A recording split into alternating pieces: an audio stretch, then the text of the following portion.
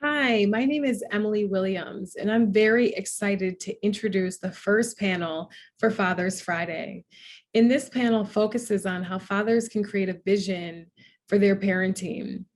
Much in the same way that we're asked to create 3 to 5 year plans in our professional roles, so too must fathers think through how they will grow with us, their children, over our lifetimes.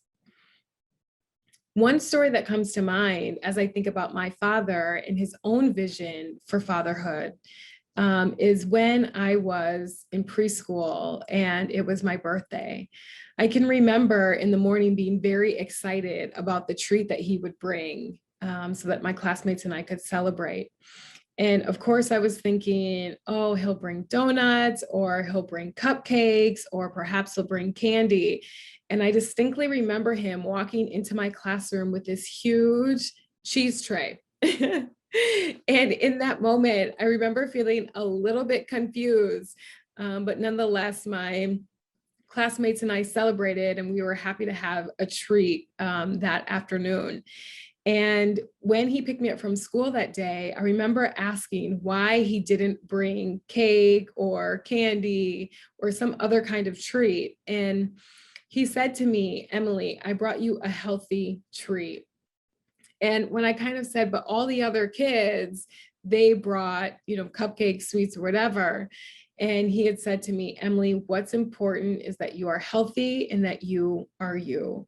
Not everything is going to be like all of the other kids.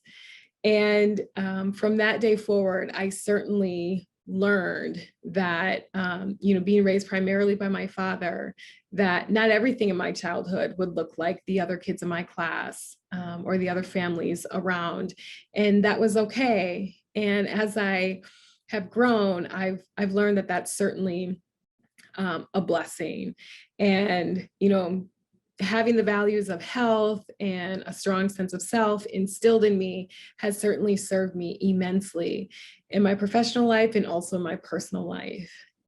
So thank you so much for tuning in to our panels. Please do let us know what you think on social media and other channels, and do enjoy. Okay, welcome. My name is John Badalament. I'm the Director of Training and Education at Fathering Together. We're here today with three esteemed colleagues, gentlemen, and dads. And today's the first panel that we're recording, and the subject is a vision, creating a vision, crafting a vision for fatherhood. And this is in celebration of or acknowledgement of Father's Friday. So we're excited to have the panel. We will get to it, and I'll let the guys introduce themselves. We have Corden James, Angus Nelson, and Justin Hardy. And I'm going to ask each of you to just say, a little bit about yourself and really what brought you to this work with dads. So, Corden, you want to start us out there? Absolutely. Good afternoon to you all.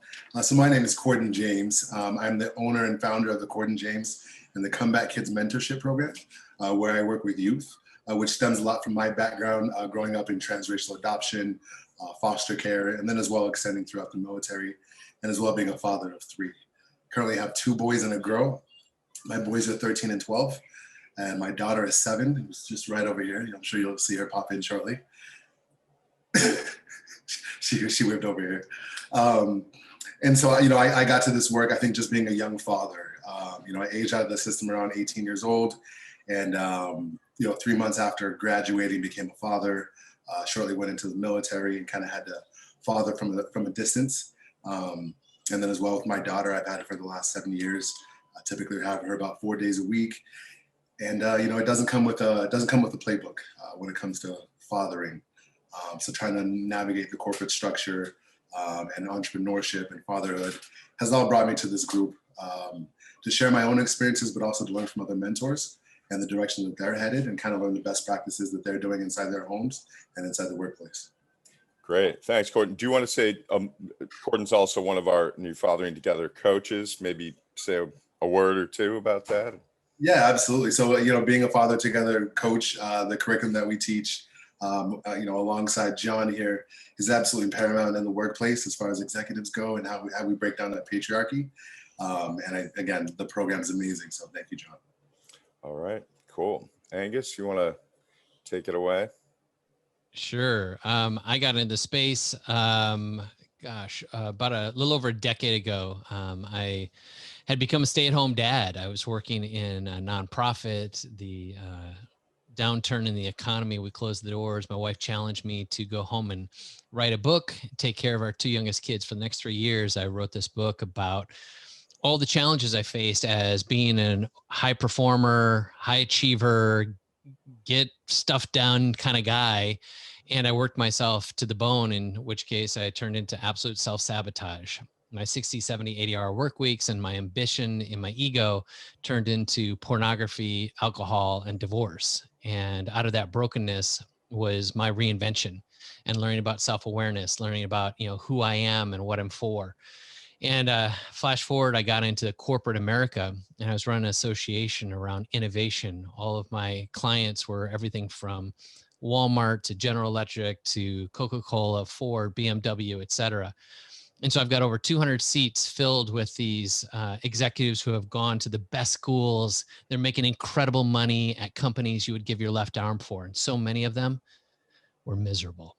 And I found myself spending much more time developing their personal side than I did their wrapping their brain around digital transformation, innovation, and peer-to-peer spaces. It was kind of a revelation to me that I had a skill set to help in terms of coaching. And so a few years later, I started coaching full time for the last 4 years. I've been investing into everything from executives to celebrities to influencers and helping them navigate life through this concept of, I call it, a conscious design lifestyle, where we're intentionally creating the kind of lives we want. And in fatherhood, it oftentimes doesn't translate when we have success in the workplace and then we come home and our marriage doesn't feel the same, or our parenting doesn't feel the same, or looking at that man in the mirror doesn't feel the same. And so I help bridge the gap. I help men specifically find the things that are going to help them perform at the most optimal. And I invested about 100 grand into my own development and learning from all my own mistakes so that other men do not have to make the same. And so I'm really excited to be here, excited to be a part of you guys to help motivate any of you who are now stepping into the world of fatherhood to know you are not alone in everything you're facing. Thanks so much for having me. Wow. That's a tough act to follow. I'm still stuck on the what you said about writing the book. Your wife said, write this book. Can you just give, because there was so much you said, I appreciate it. Where's that fit in? So that whole story of the first business that I ran and all the failures that I came up against was a book called Love's Compass. It's an orange book somewhere up there on my shelf. And it's the book that told my story and very transparently shared, kind of my pride and my ego, my loss. And I wrote it in such a way that it was more of a story than it was, tactics and strategies and 3 points in a poem, because I wanted people, specifically men, to find their story in my story. Great. And so that's Love's Compass. And I've got book number 2 sitting on a hard drive right now. We're not releasing. It's called Love Sick. And it is the whole story of the elements of the ugly Joe, which is judgment, offense, and expectation, which are all the elements that we bring into conversations, which we don't realize are only our own judgments, our own personal offense, and our own unrealistic expectations we bring into relationships. Great. Wow, that's great. Okay, I appreciate that, because so your story came first. You being able to, tell your story seems like the entry point. Love's Compass. Yeah. And whereas the new book is more, is it more oriented towards men, or how is it different? Just okay, so that one's towards relationships, but it is going to be specifically slanted towards men. And then I have a third book, which is actually being written right now, called Want. And that one's written for men specifically, but obviously women can make use of it, because it speaks to the things that, the great oracles of the UK once challenged us with, called the Spice Girls, who said, tell me what you want, what you really, really want. And few of us actually sit down and state, this is what I want for my life, and then give ourselves permission to actually pursue it. And so that's the whole premise of this next book. So when it's all done and said, the 3 of them will kind of work together. Great, great. And that's a perfect transition into what we're doing here today, which is we're talking about a vision, and the questions we'll get into have to do with, what do you want? What kind of father do you want to be? What do you want? What kind of relationship do you want with your kids? So this is great. Thank you so much, Angus. I appreciate it. Pleasure. And welcome. Yeah. All right, Justin. Hi, my name is Justin Hardy. I'm a sixth-year doctoral candidate at the University of Chicago Crown Family School of Social Work. I research fathers, generally fathers involved in child welfare system. So fathers who have had their children removed from their care and placed into foster care. Also young fathers that are in foster care, under state care, and generally what the state is doing to prepare them for independent adulthood and then for young fatherhood. And so I came into this arena, and I've got 3 young daughters. And I came into this work before I was a father. My background is in child welfare. I was a foster care caseworker for a number of years in Chicago. And I just noticed that, and I should say that I spent a portion of my childhood in the child welfare system. And so as a caseworker, being one of the few Black male caseworkers at my agency, I inherited all the difficult cases, which for my agency were young Black men, and many of them were young fathers. And so I just saw the inability for the state, inability for the child welfare system to meet their needs and help them be the kind of fathers that they wanted to be, and the state's inability to prepare young fathers to meet the expectations that we hold of older fathers that have far more resources. And so, again, my interest is primarily around the research side of it, but I'm also a licensed clinical social worker, providing services to help young and just generally fathers parent in the ways that they want to parent, and also working with them to overcome a lot of the obstacles and barriers and father involvement, engagement, participation, things like that. Wow, that's great. Wow, thank you. That it sounds like you got quite the experience of in this system of working with these dads, which young dads, and that I think of as kind of the forgotten parent. And I can imagine that was quite a heavy load when once people started seeing this is, oh, I can send, this case to Justin, he'll handle it. I can imagine that was overwhelming, what you saw, what you observed, what you researched. Mm-hmm. Yeah, especially at a point in my life when I was just trying to figure out fatherhood myself. Oh, so at that point you had what, one, or where were you in fatherhood? Yeah, at that point when I first started as a caseworker, the weekend, so I graduated from my MSW program, had to miss my graduation because my daughter was being born. So she owes me big time. But she was born over the weekend, and then I started casework on that following Monday. Wow. So I was just thrown into it. Right. So I imagine you could find a lot of commonalities with these young men, particularly these young Black men in the system, or young Black and brown men. Mm-hmm. Absolutely. Yeah.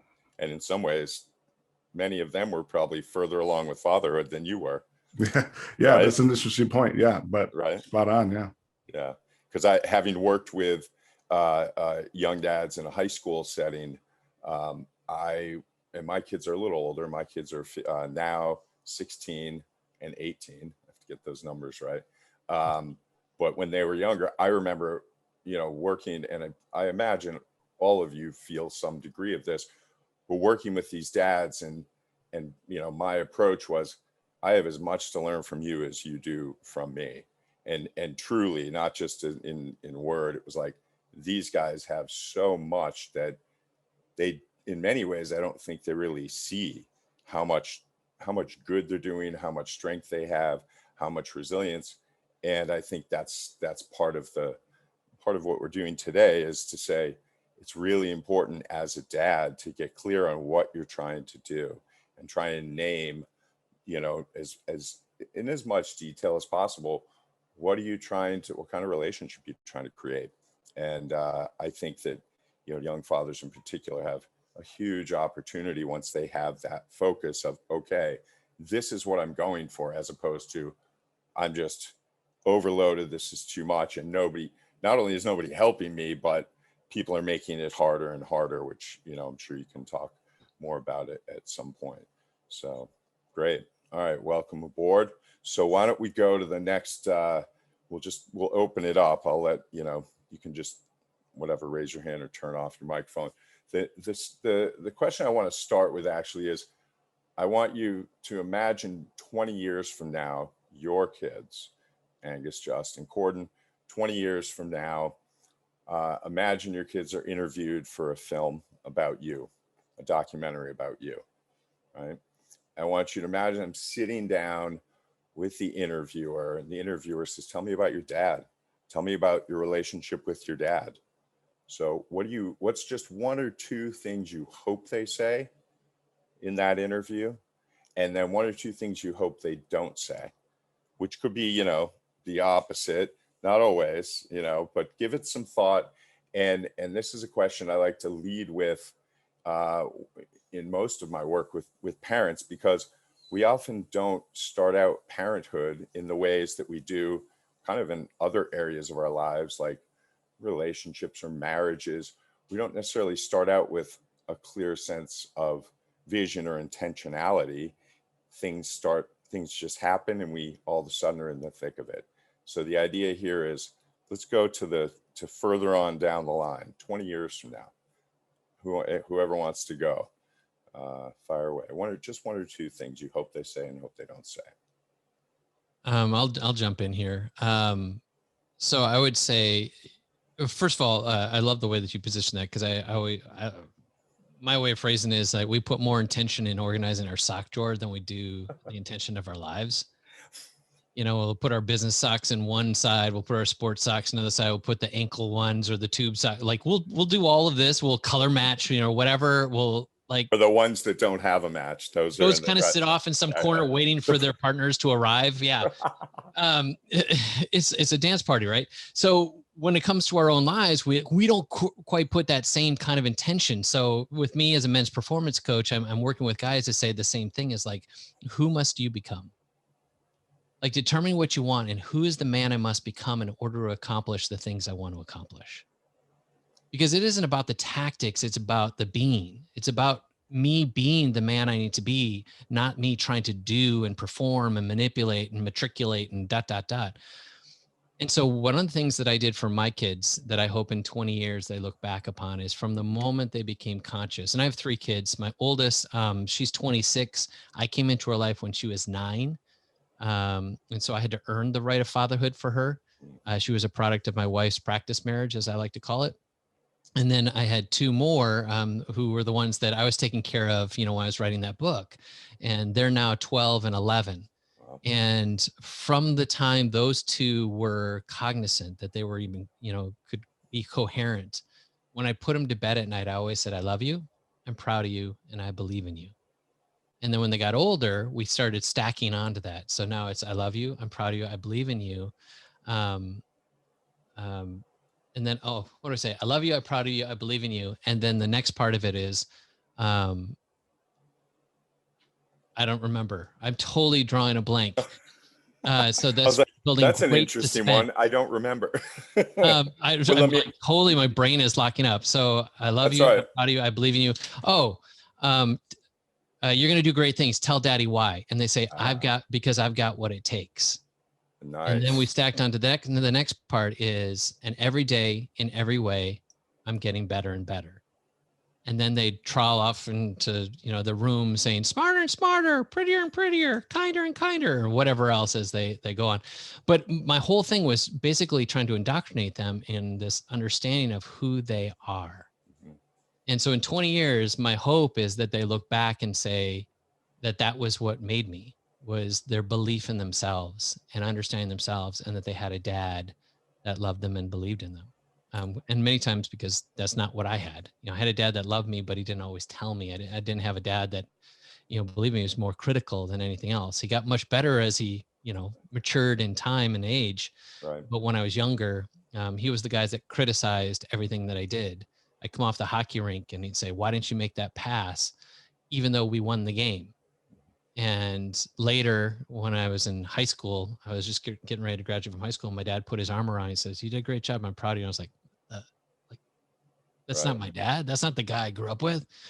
And so it's amazing how we can watch our own dads or, the people around us mature, but understanding that if I can let my kids or start my kids off the best way I possibly can, then my hope is that I'll screw them up as little as possible.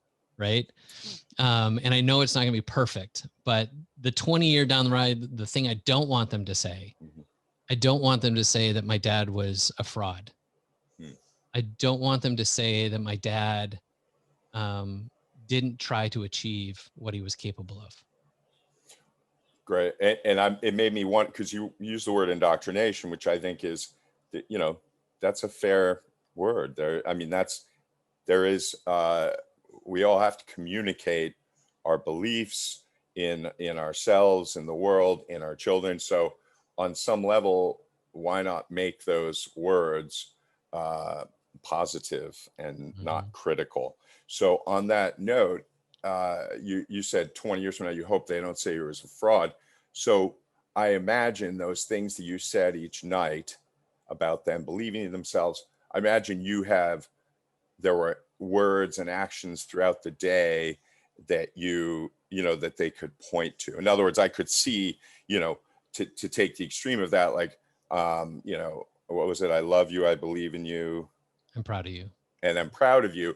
I can imagine those being empty words, right? Because there's a lot of that, disconnect between what we say and what we do. Can you say a little bit about that? I'm not questioning whether you did that, but because some guys listening, you might be like, and I need to say these things more, which is, I think, really important and the first step. And to back that up, just say a word or two about that. Yeah, I would say it's twofold. Very, very poignant for you to spot that. The actions when we rehearse that is obviously reminding me, of what I'm here for, is that I get to come home and put my phone down. I get to come home and turn off Sports Center. I get to come home and I can actually have conversations with my kids and make time to play with them. Like those are the things that kids see. And when you say that you're proud of them, it's not criticizing when they do things wrong. It's then asking questions. Why did you do that? Hey, when I did that thing, I saw you respond. What were you actually thinking? What were you actually feeling?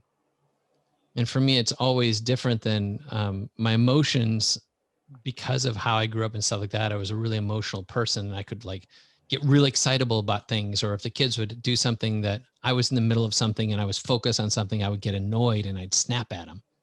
And I learned this really early in my relationship with my kids is I would crush their little spirits. I would crush their hearts, and they didn't feel safe because I would say one thing and then act another, or I would go from one state to a completely different state in that fast.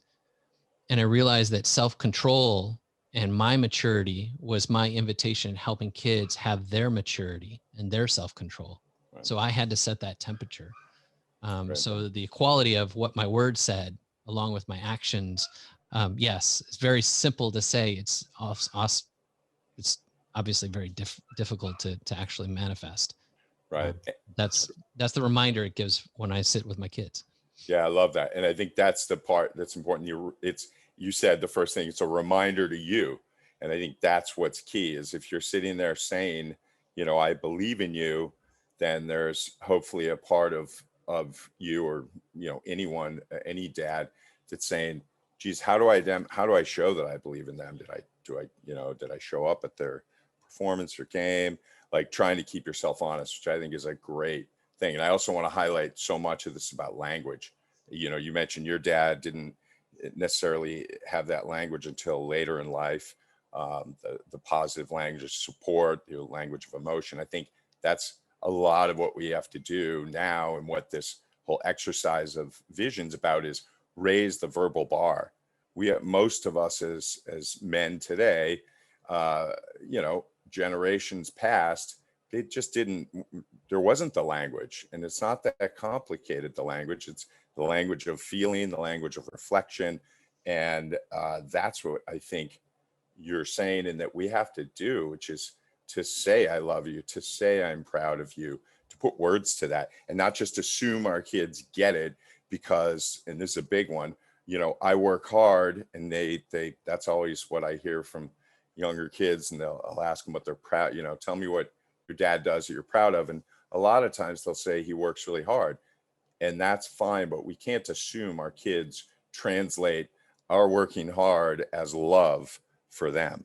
Those two things can be totally different. And so yeah, so that I think is important, that intentionality. So, all right, let's keep going. Thank you very much. And I'll try to keep, you know, the time together here, but it's hard not to jump in when you say so much. Each of you are saying a lot, so we'll keep rolling here. Go ahead. Who's next? Justin, Gordon, either one. Yeah, I can go next. I think for me, in 20 years, I would want my children to say that I was a lot of fun, that I embarrassed them in front of their friends, that I was annoying. And I'd want them to say that I made a lot of mistakes, and I got upset, I got angry, I cried, but always apologized to them, always talked about my feelings, and that they learned a lot from it. I think those are important things for me. I think from 20 years, I would not want them to say that I didn't challenge them. I want them to say that, I don't want them to think that I didn't push them to be better people, and to put their family and friends. I don't want them to say that they didn't make them a priority. I want them to understand that they've got a caring and loving role in everyone's life, and I don't want them to say that I didn't drive that point home enough. Great. And if I could just push a little, what's one thing you do today, you know, these days, that will increase the odds of them saying those positive things that you were there for them? What's because that's kind of where we're going with this vision, is how do you translate these things you want, these intentions, these goals, this vision into today? Just if you have a little example.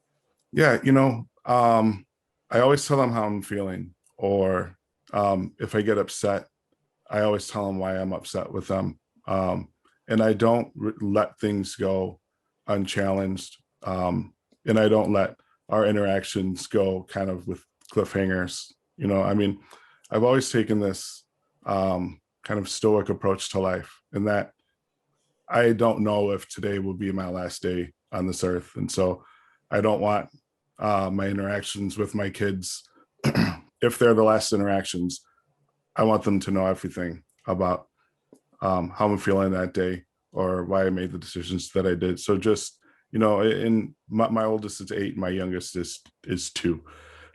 For the ones that can understand my words, I use the words to verbalize how I feel. And for my little one, I try to use, you know, hugs and kisses and little, you know, messing up the hair to let them know that, like, I'm thinking about you. It may seem like I'm upset, and I am, and that's okay, and this is why. So just treating them like they're little adults, I think it's been helpful. That's great. Awesome. Cool. Gordon, you got it. Yeah, brother. Thank you, guys. Absolutely amazing. So I think I'll start with the 2 things that I don't want my children to say about me.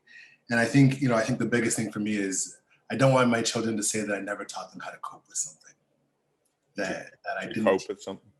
Yeah, how to cope with something that I didn't model, how either the angry emotions or a situation at school or at home or with their peers, that I didn't guide them or show them personally how that affected me in my life and how their next steps forward impact. And I think the other thing is I would never want them to say that I put others before them. I think, I spent years overseas in the military, and I definitely had blocks of my life where I had to Skype with my children, and my children are in Utah, and I'm out here near Boston, and it's long distance parenting, but at every stage I'm always concerned that, am I doing enough for them as a father? Am I there enough? Am I creating enough time and space just for us to be present? And I struggle with that at times. And I think the two things that I would want for them to say is that they trust me. And I think that goes into a lot more. I think the relationship that we build over time, my sons are 13 and 12. And we didn't have this close relationship that my daughter and I have. I've been with my daughter straight for the last 7 years. That was about 2 years into my son's lives before we had our divorce. And it's taken very brutal and honest conversations of what I want them to know, what happened between their mother and I, so they can understand a little bit more about where they're at today and why Dad's where I'm at, and also sharing that vision of, I'm away, but here's what the end game of all this is. This is what I'm trying to bring home for our future and for us. Great. Yeah. I think then the last one would just be just that I loved being with them. That they, in my heart, I love every single second with my children. So I don't get all emotional, but it's just, I love every single second with them. And I hope that I express that to them, that they know that when they're with their father, that is the most important time for us to be together. That's great. No, that's good. I think you show that. I mean, telling them is one thing, but I think I hear you saying being present. I mean, there's a great saying, feelings are states of emotion are contagious. Yeah, so, absolutely. Right. So whether you say that or not, being present, being with them, I think we all can agree. Kids, they can feel that. People can feel that. And some, unfortunately, some of us are, super skilled at what I call TPFA, technically present, functionally absent, being there, but not really being there. And, of course, there are times and it's hard to not do that. But what I hear you saying is your vision is that they get your presence. They get how important they are to you, which I think all of us would agree is pretty much the job of fatherhood. Is it's about our kids, fundamentally, and being present. So that's great. On that note, I guess for all three of you, so now as we bring this to sort of the present day, I want you to think the idea of the vision, having a long-term vision is, okay, this is where I want to get to. Now let's back that up and say, what am I doing today? Which is what I asked you, Justin, but that's the idea of this exercise, which I think is important to do on a regular basis, once a year, every 6 months, is to say, what am I doing to move towards that? And what am I doing that's moving away from that?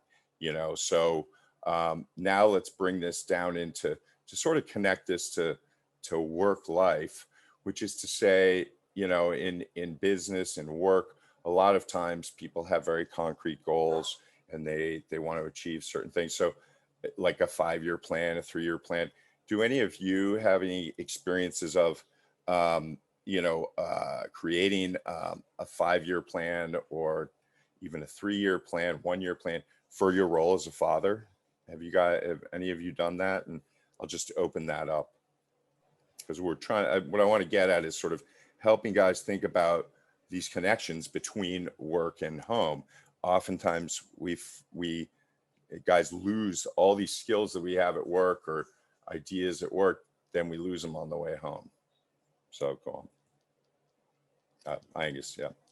I would say 5-year plan. No, I don't make it 5-year plan for Jack, because in 5 years, so much happens. That's like 16 different iPhones. I mean, it's like 5 years shifts the world in massive ways right now. And so that's one thing actually I tell with my clients, and like, you're good. You can do pretty good just doing a quarterly goal and, at least make some progression. You can do good with an annual goal and make, some concepts. But I caveat that with a goal is nothing more than an achievement, and better than an achievement is a lifestyle.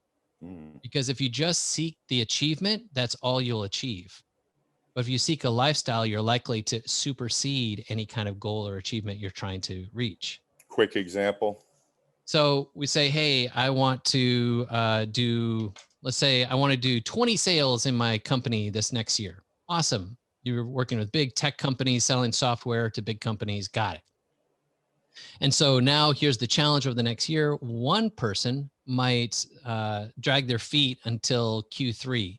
And all of a sudden they rise up. It's like, hey, I got to reach my goal. And then they pop, pop, pop, pop. Right at the end, they cross the finish line with just getting their 20. Another person might approach it a completely different way. They come out the gate, bah, bah, bah, bah, bah, they do all the sales, get all the calls, da, da, da. They get close to 20, and then they just kind of smooth sailing through the rest of the year. Maybe they end up with 22. Or the other person who says, let's see, if I want to make 20 sales calls, I've got to make X amount of calls per week. Let me break that down per day. Let's say I make 3 really solid calls every day. That's my entire framework. Every day I have one priority, 3 solid calls. By the time they get to their end of their year, they made 35 sales. Simply because they did the things you have to do, because we are measured not by the goal of the thing we want to accomplish, but rather by the small steps we actually show up for. And I use that as a metaphor in our own lives. It's not about having some goal we have for how we want to be with our kids or what we want to accomplish with our kids, as much as like, who's the man I need to be on a daily basis, and who's the man I need to be for this week, and who's who I have to be for this month. So that may look like every day we have some certain protocol. When I put my kids down to bed, I say these certain things, or we pray, or we talk about what we're grateful for. Like that's a way I can show up every day and have one little measurement that gets me to an accomplished achievement. That's The great. second thing might be, we have a game night every week. One night is devoted to a game night, or one night's devoted to a real strong family dinner around a theme. It's Taco Tuesday. It's like doing those little things that we do on a routine basis that plant the seed for long-term achievement. Right. Awesome. And that's like Corden saying that, being present. I want my kid, I want to be there, and I want them to know I'm there for them. That's moving towards your vision of what you hope they say and what you hope they don't say. 20 years from now, I want my kids to say that dad knew who I was. He paid attention. So today, if I keep that vision in mind, it's like, okay, what am I doing to pay attention to my kids, even if I'm not with them? And I think of 3 things that are sort of my mental checklist every day, because I'm not with my kids. I have them half of the time, 50-50. They're also teenagers now, so they're off, and I'm working. And so I think of what are they doing today? Where are they? Who are they with? And what's important to them? Like those 3 things, just what the basics. And that can be hard sometimes, because I'll check myself and be like, oh, I don't know. And now with, texting and everything, I can usually get answers to those questions. So to go on that theme that you're saying, Angus and Corden and Justin, who said, you every day like your last, how do you, Corden, let's say, approach this day to day, sort of versus planning? Yeah, I would say I think just have to echo the intentionality. Sometimes I kind of plan little things for my daughter and I, whether it's picking her up on a Wednesday or picking her up from school. Me and her mom will plan it out where we won't tell her. Well, and it's just a simple, let's go to Red Robin, or let's go down by the water and eat some fries and sit on the tailgate. So I think sometimes it's planning something ahead, but it might just be something as simple as, this morning I want to watch cartoons with her, and we're just going to sit there, and I'm not going to pick up my phone, and I'm going to not answer these business calls, because she will tell me very much that I need to get off the phone and stop talking to business people. Okay. Yeah. There you go. And Justin, what do you got? What's your approach in terms of this idea of planning versus day to day?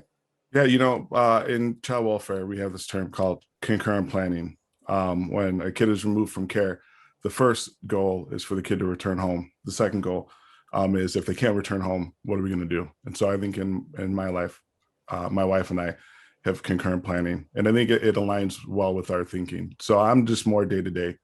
I take every opportunity I can to be involved in my kids' lives, engage with them. They've got their sports things that we go to. We have like movie night. But I very much take the approach of I'm going to do whatever I can in the day, because tomorrow I might not be here, or two, I might have a lot more things going on tomorrow. And so while I've got time now, I'll do it now. But I want to acknowledge that necessarily isn't always the best approach. And I think that's where my wife compliments me, in that my wife is very much focused on saving money for retirement, putting money into our kids' college account, making sure that we have our estate planning in order. And I absolutely see the value of doing it. It's a little bit, it's weird to me because I grew up in poverty. We never had, we were living, week by week. And so thinking that far out is not something that I'm used to, and not something that I'm prepared to do. So I think, and that's certainly a part of fatherhood. And there's a researcher, Mark Trahan, that whenever we talk about, there's this kind of idea around generative fathering.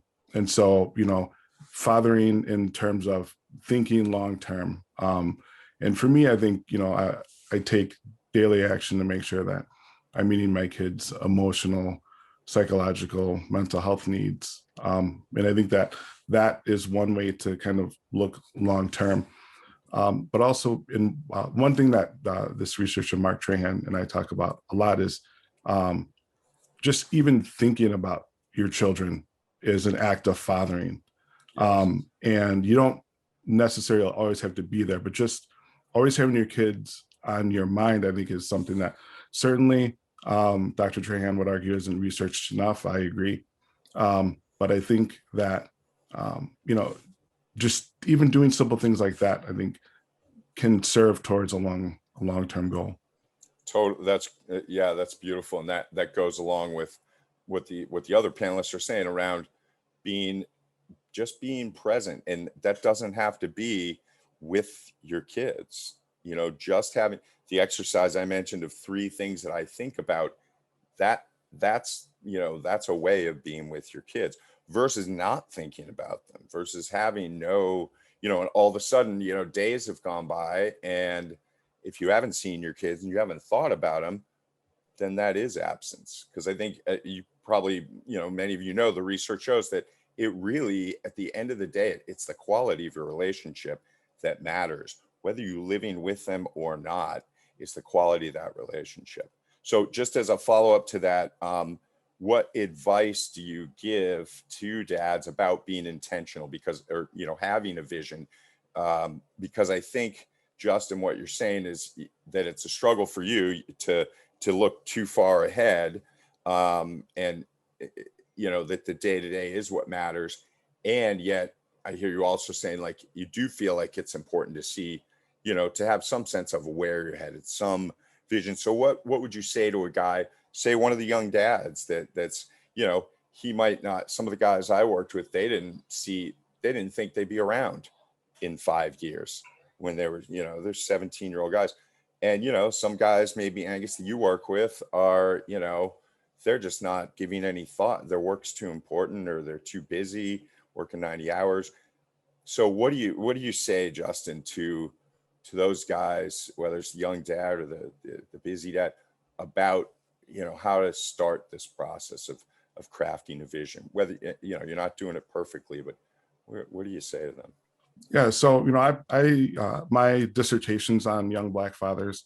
My research is with young Black fathers, and you made a point that I want to highlight, and that these young dads, one, think that they'll be are really concerned about one being killed through community violence, or 2 being killed by the police. And so those are real present fears that really affect their ability to parent. And on top of being low income, being socially isolated, not having a lot of resources, they are clearly parenting against a lot of odds. And so among the young dads, I really tell them about, and a lot of them don't, their fathers weren't involved in their lives. And so they don't have this sense of, yeah, this is the type of father that I should be. So I talk with them about, okay, right now, how, what kind of parent do you want to be? What kind of dad do you want to be? And if they don't know, helping them figure it out, giving them examples. But two, if they do know, hooking them up with resources, but trying to drive home the point that it's okay to ask for help. And if they have mental health issues, it's okay to speak to someone about those. And so in a nutshell, I always try to talk to them about making sure that they're taking care of themselves, so they can be better parents. Because I think a lot of these young dads fall into the trap of focusing too much on their kids. And that's not bad, but I think it's problematic when you're not taking care of yourself. And so I think trying to strike a balance. And a lot of these young dads are non-resident. And so I also talk to them about managing the co-parental relationship, which I think is important as well. So I think holistically looking at the entire, not just father-child relationship, but kind of a more holistic, like family relationship. Cool. That's great. That's a great place to start. Gordon, what do you got? Yeah, I guess, Justin, I can just echo that as well. I was working with a client last week, and it was the same conversation of, I can guarantee that this youth, when they left my care and working with these social emotional learning programs, they would be going home in a more centered, grounded state. But when they get home and they see mom and dad are still at their heightened state, now it's a trigger. So it's, there's only so much we can do when it comes to this outpatient work. You send them outside of your care after that. And if mom and dad aren't taken care of, that's where the issue continues to arise. And so I asked the parent, I said, he's going to come home and be okay, but what do you need? And the parent froze and said, well, no one's ever asked me what I need. Right. And so it gave an opportunity to align to those resources and say, okay, now the whole triad is affected in this whole picture. And how do we all thrive in this situation? And now, we're talking about the overall family mental health and the direction that has to go, and the healing that has to come from that as well. Cool. Great. Angus, and then I'm going to ask you all three one final question, but thoughts on this angle? Yeah, I'll start right where you kind of left off, Gordon. It's like in our culture, a westernized culture, men seem to think that we have to be the lone wolf. We often go it alone, and we have to be strong, and it's bullshit. Can I say that here? It's just absolute crap, because you have to know that we need each other. And as dads, some of the most healing and powerful things are conversations about, what do I do? Being in a situation with other fathers who are experiencing different things, like obviously the three of us probably work with very different individuals, and yet those individuals can talk with other individuals like themselves and be able to find commonality and insight. And so to be able to ask for help, like Gordon was saying, and, being in that place where you can have someone else that's in your corner is huge. The second piece I would say, like for a lot of the guys that I work with, where I would say in many ways they have first world problems, where they're trying to make the mighty dollar and get the beautiful house and get all the cars and ... And they've fallen in love with the lie, thinking that stuff will make them happy. But the stuff is not what you're actually looking for. The stuff is what you think it will bring. You think that having that house will give you esteem. You think that having that car will give you accolades or some kind of self-worth, rather than doing the internal work that gives you that kind of context, where you can actually see that replicated in your own kids. Finding your value and your self-worth, and finding your love and your admiration and your validation with your impact with your kids is far more powerful and long-lasting than the things. Yeah. And so the last piece I'll say to this is, there's a rule about eliminate, automate, delegate, and procrastinate. There's a lot of things that we think we're supposed to do that we could automate, like paying bills every month. How many bills could you just put on an automated thing so you can make a couple more minutes available for your life? What are things like, automated, like I said before, like every Tuesday is Taco Tuesday. This is just what we do, family. We don't make plans on Tuesdays. We don't play sports on these times. We just create an automated, understanding of how we're going to be. Or the way that you talk with your kids, create an automation. Like, I'm always going to start with the first question is, how are you? I don't mean how are you feeling in the context of like, hey, what's up? I mean, like, how are you? Those kinds of things where that's where we just automate, things that we eliminate. Like, what are the things we can eliminate? I can eliminate playing with my phone at night when I come home from, whatever it is, 6 p.m. until the kids go to bed at 9 p.m. or 8 p.m. or whatever. Like, I just do not look at my phone, period. What are the things I can delegate? If I have means, can I stop mowing the lawn and get some kid down the street and pay them to mow the lawn so I can have more time with my kid? Or maybe I can teach my own kids some responsibility. Maybe I don't need to dole out cash to them just for the heck of it. Why don't I have them earn it? Why don't I teach them entrepreneurship? Why don't I teach them, some ways of having some self-worth in their own achievements and getting things done? These are all things where you eliminate, automate, and then delegate, and procrastinate. The last piece, procrastinate. There's so many things that we think we have to do right here, right now. And so we build stress and overwhelm because we put a time restraint on our own expectation. Instead of just, let me just relax and say, this thing I think has to be done right now, or this thing that has to be done by tomorrow, let me just check myself. You know what? Maybe that doesn't need to be right now. Maybe I can put that off for a week, because right now what's really important is this right here. And these are the things that we create our own chaos. We create our own bullshit because we make up stories in our head about what's real and what's important. Angus, are you talking to me? Right? I think he's talking to me, actually. Or was he talking to you, This is what we Justin? deal with, right? And when we can learn to like harness this stuff and learn to like see past our own stuff, like, it helps take the pressure off. And now we can actually engage in our marriages and in our kids, and most importantly in ourselves. So on that note, it's a great point. I think that, and all of you have said some version of this, is that's why we need other dads. That's why we need community.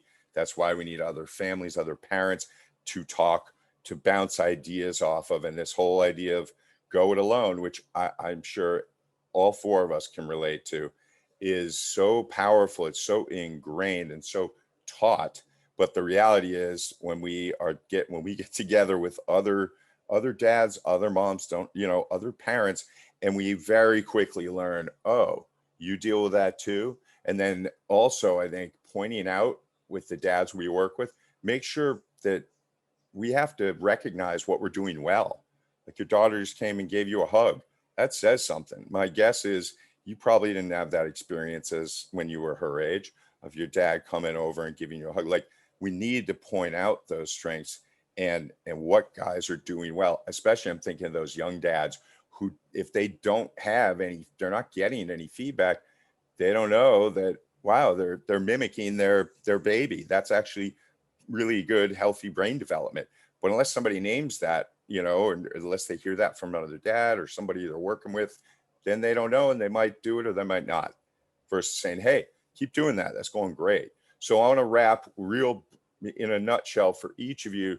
What do you feel like, if you could say you had a room full of guys, room full of dads, perhaps different stages and ages, what's one thing you could say, hey, here's something you can do today, tomorrow, this week.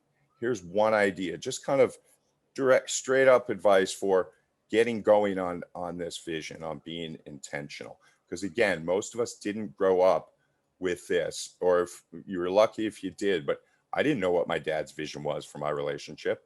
It would have been great to know that, right? I don't know if he even thought about it. He probably did. So what's that one kernel that you can give concisely as we wrap here?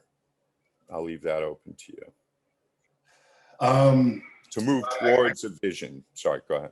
I guess I can't stress enough putting pen to paper. Okay. Just a blank piece of paper, and I guess I realize that not everybody has this, but that initial pride when it comes to your last name, being able to pass that on to your generation. Whoa. Right. And so being able to say, like, this is what I want for my family. Not, I mean, it's important what, if there's legacies of, I don't have a dad that necessarily told me what he wanted for mine, but I can decide what I want for mine and work forward from there. Awesome. So take pen to paper and take 20 minutes to yourself and just get romantic with it. Dream. Our daughters, they like to dream about their marriages, right? Well, this is our version of marriage. This is our family. So dream that up. Right. What does it mean to be a James?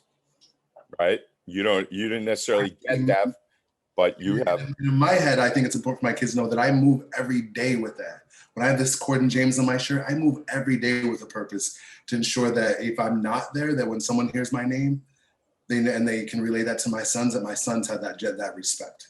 Right. My sons are in Utah, so I can't be there to protect them like I normally would, like I can protect her. But if my name goes far enough, they can understand that legacy, and that's what it's about. Awesome. Cool. Thank you, Corden. For me, I think, I tend to put things in research terms. I'm a qualitative researcher, and we do member checking, where after we do an interview with someone, we'll put our findings together, go back to them and be like, hey, what do you make of this? This is what I got from what you're saying.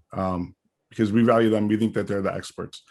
And so for me, an exercise I like to do with dads that have older children is having them check in with their kids and just asking their kids, like, hey, what do you think? How do you think I'm doing as a father? Like, awesome. Think I'm doing good? Think I'm doing bad? Like, what can I do to be a better dad? Because I think, when we talk amongst each other about fatherhood, we have very clear ideas and distinctions on what fatherhood means. But really, what matters the most is what our kids think. And so sometimes I may be doing something that I think is well-intentioned, but isn't being perceived that way. And so just asking my kids what they think of it. Most of the time, it's just hilarious stuff that I want to hear, but sometimes it's valuable feedback. And I may be doing or saying things that I think they're clearly interpreting different, and then adapting my fatherhood based on how they're perceiving it.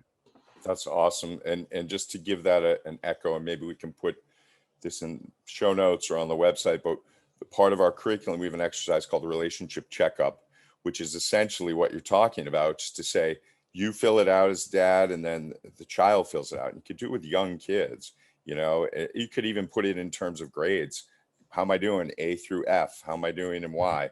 And that, I think it's so important, because having other dads and other sort of community to bounce ideas off, it's critical.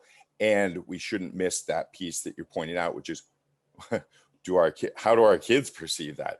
I think I'm doing, this great, but we all have blind spots, and they may not interpret it the same way. So the big question too is, how do you create the trust in the environment where they will actually tell you what they think of you, which to me goes back to that building that trust by being present in the ways we've talked about, and, really wanting to hear what they have to say. Like you said, you don't always hear what you want to hear.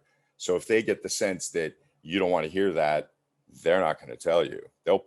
They will protect you from their truth. And I think that's what we want to break that down to say, I can handle the truth. I can handle your truth. In the words of Jack Nicholson, right?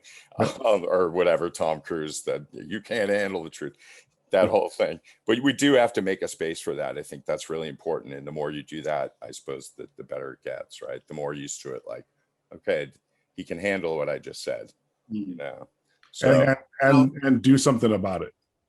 And do something. Right. Like, you mean if they give you feedback and then he'll actually change. Yep.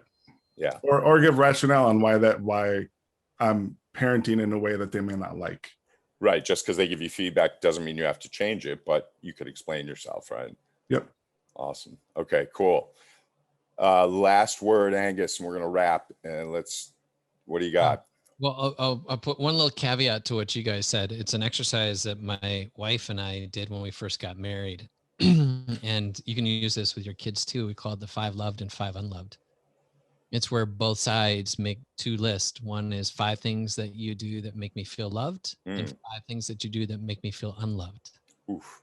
And the door of conversation that it opens up, Yeah. and the way that it's positioned, Yeah. is entirely impactful.